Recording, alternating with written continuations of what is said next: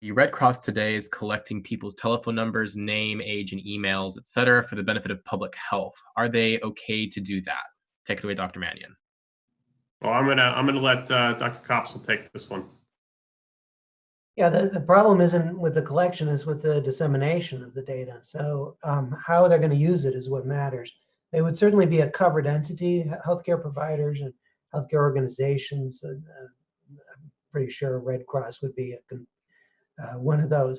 But as long as they're not exposing that data without de-identifying, taking away the birth date at least and the name, um, if they're using it in some human study, it should be fine if they've got the consent when they're getting that information as well.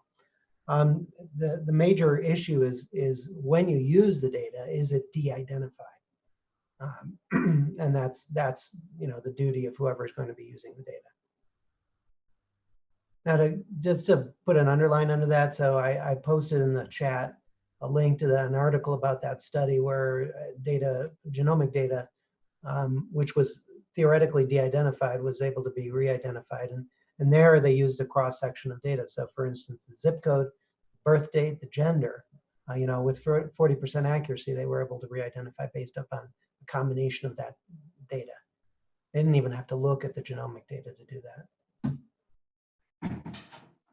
And I think it's also worth mentioning that there are clauses, caveats, and allowances for certain public health use of personal protected information by the appropriate bodies, and who that is and what sign off they need to do that is usually pretty well defined and has in a couple instances. I know that I've seen that Health and Human Services in the U.S. has actually relaxed that a little bit, very little.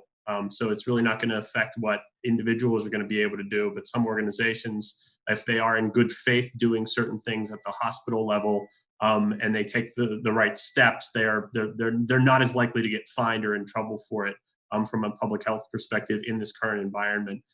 But the interpretation of that is not left to the person using the data. It's left to certain governing bodies like the Office of Civil Rights at Health and Human Services in the US and other people who've been delegated that authority. So don't let, hey, HIPAA regulations have been softened, think you can, move with freedom around it. But sometimes in a public health crisis, there are ways that data is utilized even in an identifiable way that are different than under normal circumstances.